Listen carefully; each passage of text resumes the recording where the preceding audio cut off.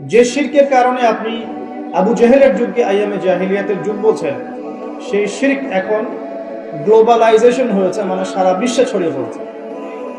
আগে আবু জেহেলদের শিরক ছিল একটা নির্দিষ্ট অঞ্চলের মধ্যে, এখন সেই শিরকগুলো, শিরকের মহাপাপগুলো মুসলিম অমুসলিম, দেশে দেশে, জেলায় জেলায়, থানায় থানায়, ইউনিয়নে সব জায়গায় একদম অক্টোপাসের মতো ছড়িয়ে পড়েছে। ওই শিরক আপনার কাছেও আছে। আমি ওদিকে পরে আসবো স্যার, আগে আপনাকে বুঝিয়ে দেই বিষয়।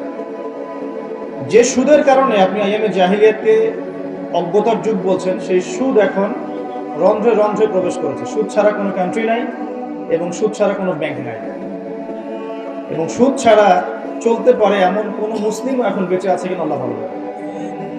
প্রত্যক্ষভাবে আপনি না খেলেও পরোক্ষভাবে আপনি আমি একসাথে সম্পৃক্ত। আমি যখন ইকোনমিক্স বুঝাবো তখন বুঝবেন ইনশাআল্লাহ। সুদ আছে, এবং এটা গ্লোবালাইজেশন হয়েছে, সারা বিশ্বে ছড়িয়ে পড়েছে। তিন, যে মাদকের কারণে আপনি আইয়ামে জাহিলিয়াতকে অন্ধকারাচ্ছন্ন যুগ বলছেন, সেই মাদক এখন মুসলিমদের ঘরে ঘরে নাই। আর মাদক বলতে আমি কিন্তু জর্দাও বুঝিয়েছি, ঠিক আছে, সিগারেটও বুঝাচ্ছি, আমি বড় বড় স্কেলে যেগুলো আছে এগুলো তো বুঝাচ্ছি। যে নারীর অবমাননার কারণে আপনি আইয়ামে জাহিলিয়াতকে জাহিলিয়াতের যুগ বলছেন, সেই নারীর অবমাননা এখন মুসলিম অমুসলিম সকলের ঘরে ঘরে প্রবেশ করেছে, করে নাই? আর যে গোত্রীয় দ্বন্দ্বের কারণে আপনি আইয়ামে জাহিলিয়াতকে বলছেন তারা বর্বর ছিল, তোমরা হিংস্র ছিল ইত্যাদি, সেই গোত্রীয় দ্বন্দ্ব এখন ধর্মতাত্ত্বিক দ্বন্দ্ব এবং পলিটিক্যাল দ্বন্দ্বের রূপ নিয়েছে। আমার কথাগুলো কি বোঝা যায়? আচ্ছা, শিক্ষিত মানুষ যারা আছেন তারা হয়তো ইশারা বুঝতে পারবে না, সবকিছু তার খোলামেলা বলা যায় না, বলা যায়? আচ্ছা, আর যারা সমাজদার তাদের জন্য ইশারাই যথেষ্ট।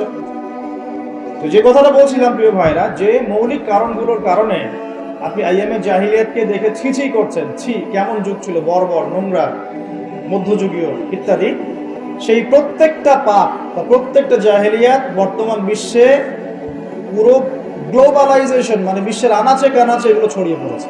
একই জিনিস, যে শিরক আবু জেহেলরা করতো, সেম শিরক আমরা করছি, করছেন না?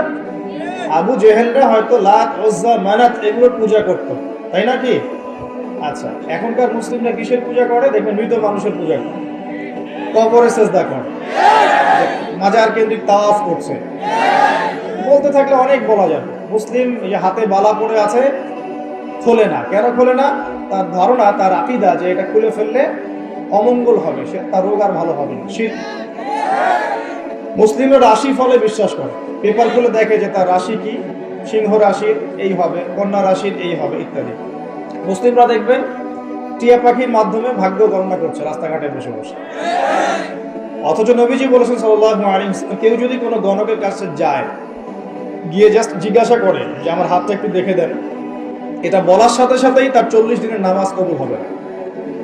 এবং ওই গণকের কথায় যদি সে বিশ্বাস করে, তাহলে সে যেন মুহাম্মদ সাল্লাল্লাহু আলাইহি ওয়াসাল্লামের উপর নাজিল হওয়া এই কোরআনের সাথে কুফরি করল। সবচেয়ে ইন্টারেস্টিং ব্যাপার হচ্ছে যে আপনার ভাগ্য গণনা করছে, তার স্থান হয়েছে রাস্তার পাশে। সে যদি আপনারই ভাগ্য গণনা করতে পারতো, তাহলে তার তো সংসদে থাকার কথা ছিল। এতটুকু কমন সেন্সও আমাদের নাই এখন। দেখবেন গ্রামে গঞ্জে এখন জাদুবিদ্যার চর্চা বাড়ছে, জাদুবিদ্যা, স্ট্রিট ম্যাজিক দেখানো হচ্ছে, কুফরি তন্ত্র করা, জিনকে তাবে করা হচ্ছে। জিনকে তাবে করা যায়, এটা একটা বিষয় জেনে রাখেন। জিন জাতিকে তো বিশ্বাস করেন নাকি? এখনকার মডার্ন শিক্ষিতরা জিনকে বিশ্বাস করে না, তারা রূহকে বিশ্বাস করে না, কবরের আযাবকে বিশ্বাস করে না, তারা আল্লাহকেও বিশ্বাস করে না। তারা বলে যে মহাবিশ্ব সৃষ্টি হয়েছে বিগ ব্যাং থেকে, আল্লাহ সৃষ্টি করেন নাই। এই হচ্ছে উচ্চ শিক্ষার অবস্থা। শিরক, শিরক নিয়ে বলতে গিয়ে দেখেন শিক্ষার মধ্যেও আপনাকে শিরক করানো হচ্ছে। এখন শিক্ষা জীবনে আপনি শিরক কিভাবে করছেন? শিক্ষা ক্ষেত্রে আপনাকে একটা দর্শন শেখানো হয়েছে, পশ্চিমা দর্শন। সেটা কি? যে পরীক্ষা নিরীক্ষা, যুক্তি বিজ্ঞান দর্শন দিয়ে কোনো কিছু প্রমাণ করা গেলে সেটার অস্তিত্ব আছে, আদারওয়াইজ এটার অস্তিত্ব নাই। মানে ফেরেশতাকে আপনি বিশ্বাস করবেন না। কেন বিশ্বাস করবেন না? কারণ ফেরেশতাকে আপনি ল্যাবরেটরিতে পরীক্ষা নিরীক্ষা দিয়ে পর্যবেক্ষণের মাধ্যমে কোনো সিদ্ধান্তে উপনীত হতে পারছেন না। দেখা যায় ফেরেশতা, শোনা যায়, টাচ করে অনুধাবন করা যায়, ইন্দ্রিয় দিয়ে এই জ্ঞানটাকে আপনি লব্ধ করতে পারছেন না। এই কারণে প্রচলিত জ্ঞানতাত্ত্বিক দর্শনের মতে আপনি একজন মৌলবাদী মানুষ, কারণ আপনি অন্ধভাবেই একটা কথা বিশ্বাস করছেন। তো তাদের কনসেপ্ট কি? পরীক্ষা নিরীক্ষা পর্যবেক্ষণের মাধ্যমে যা লাভ করা যাবে সেটাই জ্ঞান, এর বাইরে জ্ঞানের কোনো অস্তিত্ব নাই। এই কারণে তারা আনসিন ওয়ার্ল্ডটাকে বিশ্বাস করে না, অদৃশ্যের গায়েবের জগৎটাকে তারা বিশ্বাস করে না। বুঝতে পারছেন কথা কি? আল্লাহ বিশ্বাস করে না, কারণ আল্লাহকে দেখা যায় না। ফেরেশতা বিশ্বাস করে না, কারণ কি? কারণ ফেরেশতা দেখা যায় না। জিন জাতিকে বিশ্বাস করে না, বিকজ জিন জাতিকে দেখা যায় না। কবরের আযাব দেখা যায় না, রূহ বা আত্মাকে দেখা যায় না, জান্নাত জাহান্নাম দেখা যায় না। যেটা দেখা যায় না সেটা বিশ্বাস করবে না। এই হলো ওদের জ্ঞানতাত্ত্বিক দর্শন। এই দর্শনে যদি আপনি পড়াশোনা করেন এবং এখান থেকে সার্টিফিকেট অর্জন করেন, আপনি বড় চাকরি পাবেন ঠিক ইনশাআল্লাহ, কিন্তু আপনি সারা জীবন শিক্ষা ক্ষেত্রে মুশরিক হয়ে থাকবেন। শিক্ষা ক্ষেত্রে আপনি একজন মুশরিক হয়েছেন। প্রতিটা সেক্টরেই আছে। ইকোনমিক সেক্টরে যাবেন, রিবা, আল্লাহ পাক রিবাকে হারাম করেছেন আর আমরা করেছি ফরজ। রিবাকে আল্লাহ পাক হারাম করেছেন, মায়ের সাথে জেনার কথা বলেছেন, আল্লাহর সাথে যুদ্ধের ঘোষণার সমান কথা বলেছেন, আর আমরা করেছি ফরজ। একটা কান্ট্রি ওয়ার্ল্ড ব্যাংকের আন্ডারে, IMF এর আন্ডারে একটা কান্ট্রি সুদমুক্ত থাকতে পারবে না, পসিবল না। কখনোই তারা আপনাকে সুদ ছাড়া কোনো লোন দিবে না। এবং ওদের লোন শোধ করতে গিয়ে বহু দেশ আজকাল শ্রীলঙ্কা হয়ে যাচ্ছে। পড়াশোনা করেন, তাদের লোন শোধ করতে গিয়ে বহু দেশ এখন শ্রীলঙ্কা হয়ে যাচ্ছে। না হয়ে গেলেও হওয়ার পথে 42টা দেশের লিস্ট করা হয়েছে। কয়টা? যাদের ইকোনমিক অবস্থা ক্রমশ নিম্নের দিকে যাচ্ছে, নিম্নমুখী হচ্ছে, হবেও। কারণ কি? বিকজ ইসলামিক অর্থনীতির যে একটা চিরায়ত মূলনীতি আল্লাহ পাক কোরআনে দিয়েছেন, এটা বলতে বলতে এখন আমার মুখের ফেনা উঠে যাচ্ছে। 1 নাম্বার, যাকাত ভিত্তিক অর্থনীতি, কৃষি ভিত্তিক অর্থনীতি, ব্যবসা ভিত্তিক অর্থনীতি, দান সদকা ভিত্তিক অর্থনীতি। এক কথায় ইসলামিক অর্থনীতি এবং এমন কারেন্সি যার ইন্ট্রিনসিক ভ্যালু আছে, অন্তর্নিহিত মান আছে, এগুলো যেহেতু আমরা এখন বাস্তবায়ন করতে পারছি না, এই কারণে পশ্চিমা অর্থনীতির যে সুদের মার প্যাচ, এর মধ্যে আমরা পড়ে গেছি। এখান থেকে কেউ বের হতে পারছে না।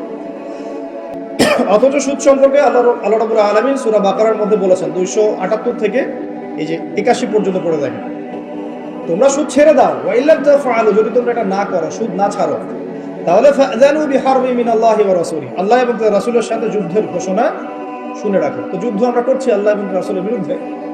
তো আল্লাহ এবং তার রাসূলের বিরুদ্ধে যুদ্ধ করে কেউ কি সফল হবে? এই কারণেই আল্লাহ পাকের হারামটাকে যে আমরা হালাল করে নিয়েছি, এটাও এক প্রকার শিরক। এটা কি? এটাও শিরক। আল্লাহ পাক দিয়েছেন দিনার, দিরহাম, মার্কেটে আপনি খুঁজে পাবেন না, হারাম করে দেওয়া হয়েছে। পশ্চিমারা বলেছে এটা ব্যান, চলবে না। কি চলবে? ডলার। ডলার চলবে। ডলার হচ্ছে হার্ড কারেন্সি, বাকি সব সফট কারেন্সি। মানে আপনাকে যত কারেন্সি আছে এগুলোকে ডলারে কনভার্ট করে আন্তর্জাতিক বাজারে আপনার কেনা বেচা করতে হবে। আপনি আপনার টাকা দিয়ে করতে পারবেন। ওটা হার্ড, শক্ত কারেন্সি, আপনারটা সফট, নরম। মানে ওদেরটাতে সোনা লাগানো আছে মনে হয়, আর আমাদেরটাতে সোনা নাই। কি বুঝলেন? তো এটা যে সারা ওয়ার্ল্ডকে রুল করছে বিকজ অফ এই ডলার। এর সাথে আবার আছে petroleum, black gold, black oil. যে আপনি তেল কিনতে চান, মধ্যপ্রাচ্যে যান, গিয়ে যে মধ্যপ্রাচ্যে যে কান্ট্রিগুলো আছে, গলফ কান্ট্রি, এগুলোকে গিয়ে বলেন যে আমি তেল কিনতে চাই। এই যে আমার ব্রিফকেসে 1 কোটি টাকা আছে, বাংলাদেশি টাকা বা পাকিস্তানি রুপি, ঠিক আছে, বা টার্কিশ লিরা, এটা দিয়ে আমি তেল কিনতে চাই, আমাকে তেল দিন। গলফ কান্ট্রির কোনো নেতা আপনাকে তেল দিবে না।